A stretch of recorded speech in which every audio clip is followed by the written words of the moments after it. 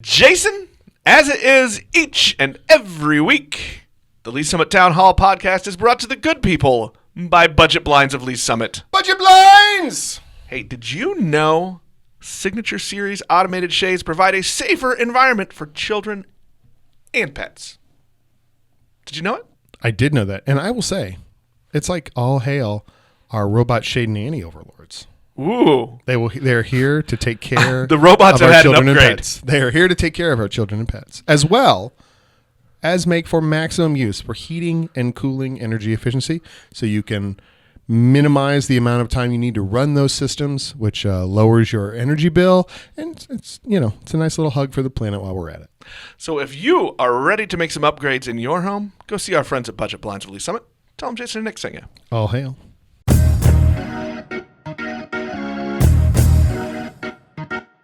Hello again, and welcome to Lee Summit Town Hall, a weekly podcast about what you can do to make a difference. I'm Jason Norbury, and as always, I'm joined by a man who should really know better.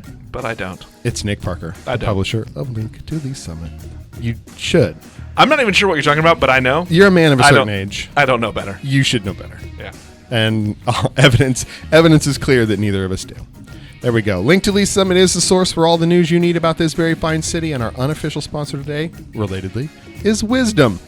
I hope one day we get it, but I'm never going to grow up to get it first. It's not gonna happen. Not going to happen. So, all right. So that was it. And guys, I'm going to be clear. That wasn't related to anything. There were just words I decided to say.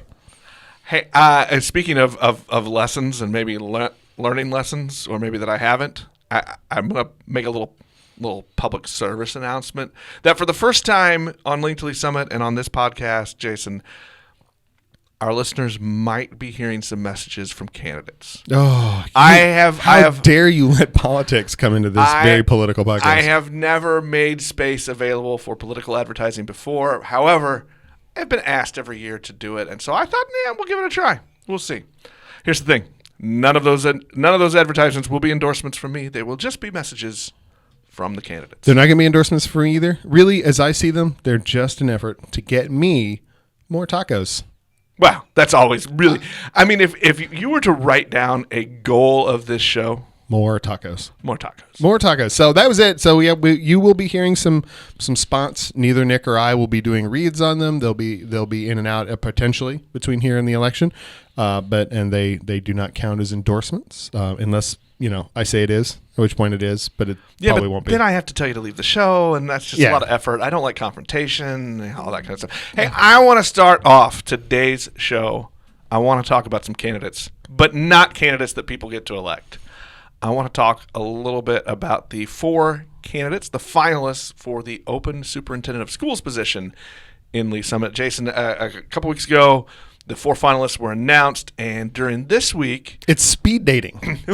Yeah, that's really not a bad way to describe it. It's like the slowest speed dating ever, but so this week the candidates are coming in one at a time, one day each day this week, and they'll be doing interviews with a group of community leaders, I guess we'll call them. 16 of them. 16 of them on that group. They'll be having dinner. They and their spouse will be having dinner with the board, and they'll end their day with an interview with the Board of Education themselves. So that's a big old work week for both the interview committees as well as the Board of Education. They're there. But I want to actually put the onus on you because, like striving for tacos, it's also about me not doing a lot of work. Fair. So, look, if people want to learn about these candidates, can you give us a little bit of information? Obviously, we weren't invited to do the interviews. Which is a major mistake. Right. Or a really, really, really solid move. Probably both. What can you tell us, Jason? You've done a little bit of research. What can you tell us about these candidates? And then, hey, maybe I want to go learn for myself. Where can I go? All right. Well, I mean, the first... Here, let me give you Jason's Google secrets, right? The first places I went, yeah. For those who don't know Google. Yeah, there's this website. It's called Google. And it gets, all right, so first place I went is, since they all currently hold positions in various school districts, I believe they're all at least an interim superintendent, if not a permanent superintendent for a different school district. I went to the school district pages. I was personally interested in just kind of get a feel for what do those people's current jobs and their job histories look like, and how might that prepare them, or arguably not prepare them, for the job that they're interviewing for. And I think specifically one of the things that you and I were looking at, because the equity discussion has overshadowed everything for the last year or so, I think we specifically wanted to look through that lens to see if that would fit in with the plan that the district has. Right. And so one of the things we looked at, and I know when I first saw the list, one of the names that jumped out at me was not the name of the superintendent per se, but the Riverview Gardens School District. I knew that was one of those old first-ring suburbs of St. Louis area. So I went and looked at there. Well, that's the school district that contains Ferguson, Missouri. Which might ring familiar. Which should ring familiar to most of us at this point. And that tells us a little bit about some of the demographics, the socioeconomic spread of the students there and the work that they're doing there, through a sort of an indirect connection. I've heard that Dr. Spurgeon, in this case, they've had some good results. I don't know how much we're going to credit Dr. Spurgeon for, but they've had some good results on improving student achievement in recent years and things of that nature. So that's a district that is and I'll say this, all of the three non-internal candidates are coming from much, much smaller school districts than their 1,500, 2,000, 3,000 students, and keep in mind the R7 school district is bordering up on 20,000 students. Right. So just under that 20,000 mark. We have a big school district, and these are all much smaller as a whole. So Dr. Spurgeon, we talked about, comes from that first old ring suburb district with a lot of kids of color, kids who are economically struggling, have those disadvantages and that sort of thing. And obviously he might bring some of that work in as to how to impact the students that have those experiences in ways that we can deal with it. So that's one way that might be out there. Dr. David Buck, who comes from the Wright City School District, and that's about 45 minutes west of St. Louis. It's a tiny district. There's 1,500 students in the entire K through 12 system there. He has been in that district in a lot of the smaller schools for a long time. I looked at some of their data. It's actually kind of interesting. Their numbers are very, very close in terms of demographic data, all the kinds of dropout rate and percentage of kids on free and reduced and all those sorts of things, sort of exactly on median with the state of Missouri. So maybe not the numbers wise real similar, but demographically and maybe even economically very similar. Well, I mean, I think I think it's probably is economically probably a little bit closer. It's a farther out. It'd be closer to in sort of in scope where Harrisonville is in terms of its relationship to the big city nearby. Right. It's in that very first stage, that area is in that very first kind stage of that first ring of a suburb. Well, or turning from a rural community into what we would call an exurban community, right? That first sort of transition. They are starting that transition now. And so without any guess, my guess is if he's doing his job well over there, Dr. Buck is making preparations for the oncoming influx of people that are going to come into there, and how's that going to affect their buildings and things of that nature. So that's that one. Dr. Jamie Jo Thompson, the superintendent from Norfolk School District in Nebraska, which is 120 miles northwest of Omaha, 75 miles southwest of Sioux City, Iowa. So let me be honest, it's in the middle of nowhere. I've actually been there. But and you didn't improve it. Well, of course not. You didn't make Norfolk better. But anyway, she's been in this job a long time, has a lot of experience in that. One of the things I found interesting about them, I pulled up their district. In a lot of places in these rural or more rural parts of the Midwest, Nebraska, Iowa, Kansas, some places, has been a lot of immigration of Spanish-speaking people. So 26% of this district in the middle of nowhere, Nebraska, is of Latin descent. All of the documents on their website, their plans, comprehensive plans, and their reports are done in English and in Spanish. So they obviously are dealing with those sorts of issues and trying to reach out to their community in that way. So whatever pieces come from that influx, and 26% Latin, the Lee Summit School District is about 25% non-white. So it's not a far demographic mix away. And we can see some of that. And so some of the questions I would anticipate asking if I were on the interview committee is, how has that informed you as to what we're trying to accomplish here with the equity plan and that? And that's how I looked at these when I was taking in there. It didn't get enough information, frankly, to form a really strong opinion on who these superintendents are as candidates. But you can do that. So, simple places to go look at the school district sites. LinkedIn is handy, at least for a couple of them have LinkedIn site.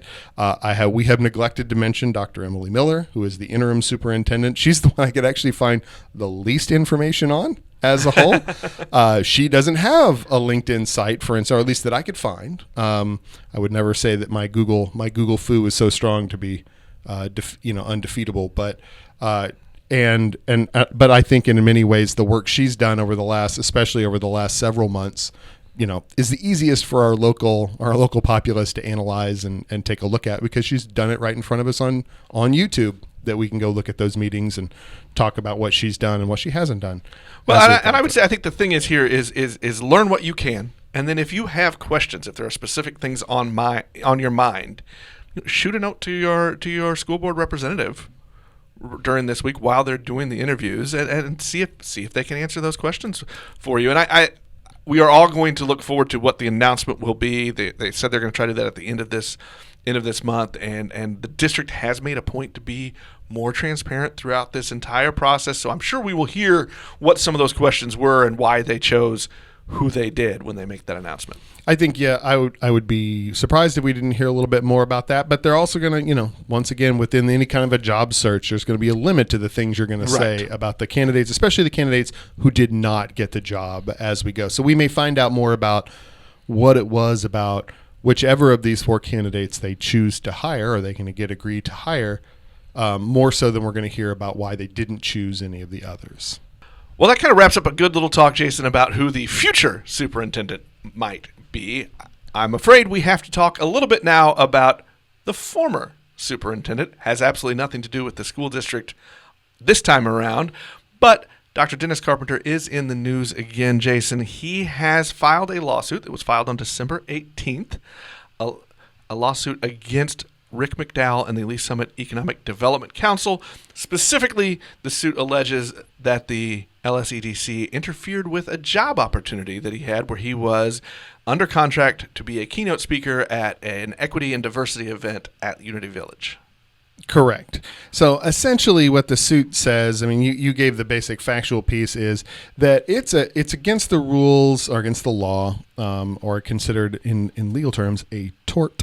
I was going to ask if you were going to give us the big legal words. I kind of left that open for you. Tort is the word. That was like a little setup. Right. Where essentially what you cannot do is step in and interfere in the, I guess we'll call it the business expectancy of someone else. So, and this is not the most common of lawsuit things. There's actually, to put it out there, our regular guest columnist on Linked to Lee Summit, John Bedoin, filed a similar lawsuit against a couple of city council members in the city of Lee Summit a number of years ago for interference and for these same counts.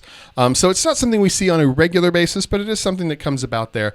And I think in this particular, the key part here is, for me anyway, more so than the $1,500 that Dr. Carpenter claims that he was denied. Yeah, I think that was the biggest thing when I read through, and you can find the petition on the Link to Lee Summit website, so you can look there and read it. But the thing that stuck out to me was, this is over $1,500. Right. And it's really, this is one of those times where it really may be more about the principle of the thing and the issue at hand here. And I think that the thing that we want to watch for, the thing we want to see is, if the allegations prove out to be actionable, in this case, it's essentially an indication that Rick McDowell used the power of the Economic Development Corporation to shut off contact, wielded the power, sort of semi-public power, quasi-public power, to cut off the business operations of someone who for whatever reasons, he decided he didn't like to have that particular position. So that's the question. To me, that's more the interesting question at hand, is rather than, than it be Dennis Carpenter specifically. It's, is this the kind of thing that we don't, obviously this is the kind of thing we don't want to have happen if it proves to be, the alleged actions prove out to be winnable in a court of law. Okay, you just said that the thing you're paying attention to more is the subject matter, and really we should watch to see if this was a thing that actually happened, because that does mean something more. However, I think we have to also acknowledge, Jason, that one of the reasons people are paying attention is because it involves the former superintendent who just came to an agreement to resign from the district. It happened after a very public and very awkward several months where we were talking about race and we were talking about equity.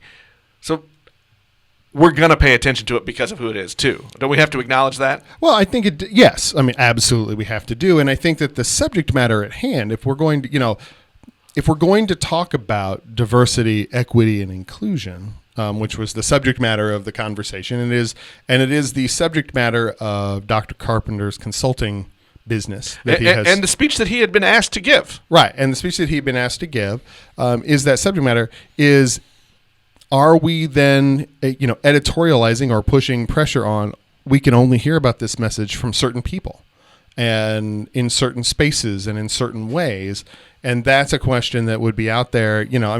Look, there's nothing in any of this, there's no accusation from Dennis Carpenter's camp that any of this was racially motivated. They think it was more personally motivated, or at least that's been, the news article seemed to indicate that he thought it was a personal vendetta, and any of that. But once again, as we have touched on through various stories, it doesn't look good in the public eye when a person of some significance in the city of Lee Summit, and this once again this quasi-public position,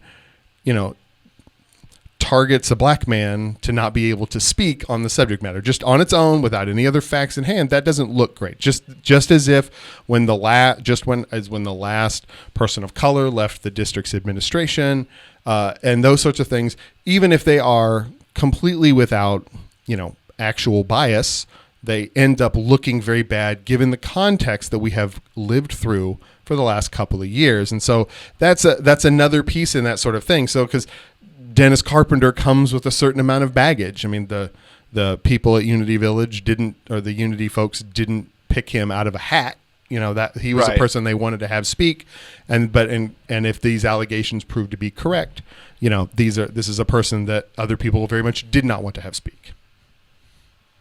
I really think that's probably all we need to say on it. I think we talked about this a little bit in our look ahead episode last week as we looked at some of the stories we'll be following. So we'll follow this along. We'll see. And you mentioned on that previous episode, Jason, that this is something that could probably take a while before we see any kind of resolution. But it's something that we'll keep our eye on. And like we just said, it's going to force a conversation in our community, I think, to stay near the forefront. Probably so. Although I would say the odds are strongly in favor of eventually there being a quiet settlement with some non-disclosure agreements that go along with it, and we may never hear anything about it at all other than it has resolved.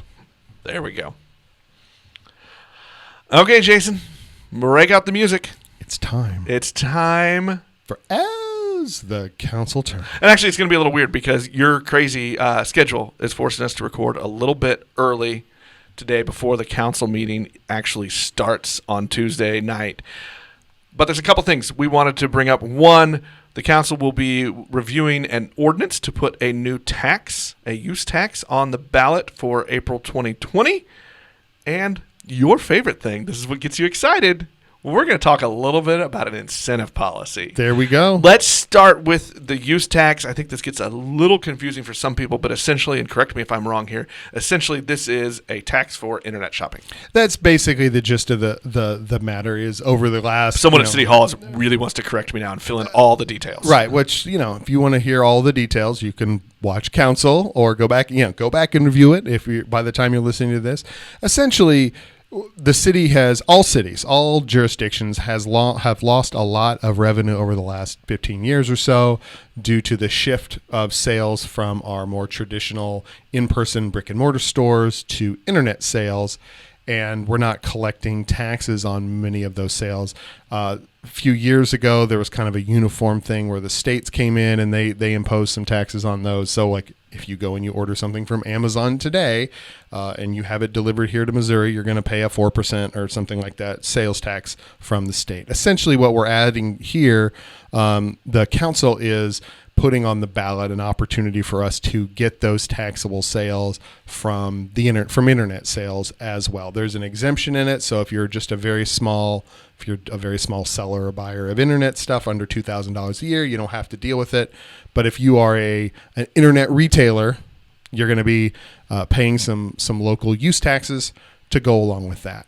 The short version of the thing is it's setting that tax rate at the same rate as the local sales tax, 2.25%, and it basically pegs it to always match. So if for whatever reason the local sales tax ever goes up or down, the use tax will go along. Will follow along with it. And I think the bigger thing that we will dig into a little more as if this passes through the council and gets placed on the ballot in April, what we'll talk about, Jason, is I think that this is a piece of the puzzle.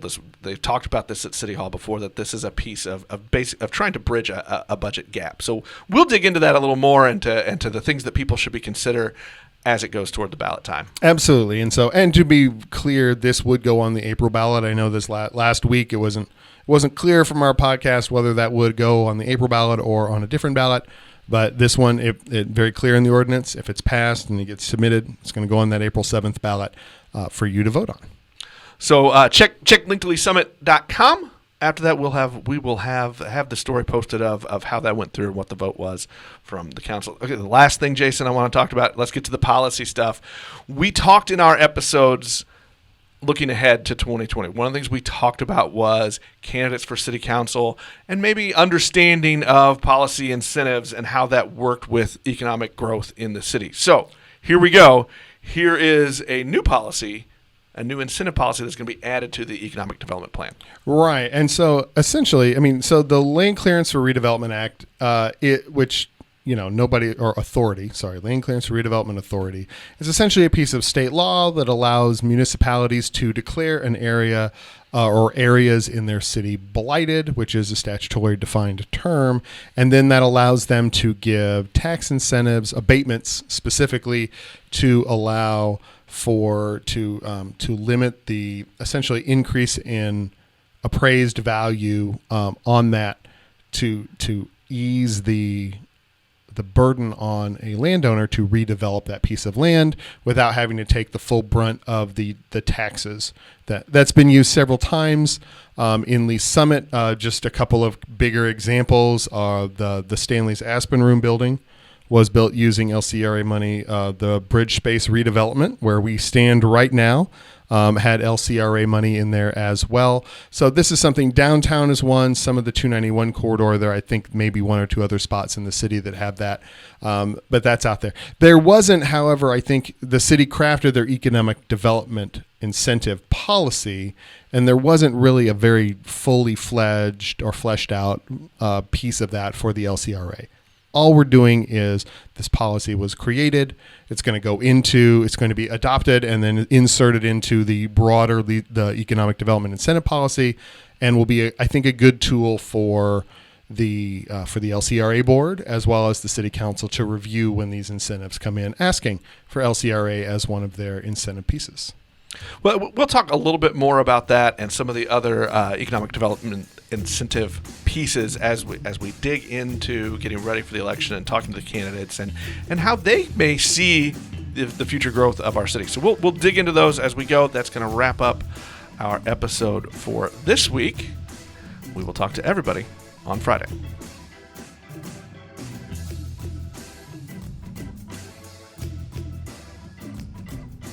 You have been listening to Lee Summit Town Hall, a Link to Lee Summit podcast with hosts Nick Parker and Jason Norbury.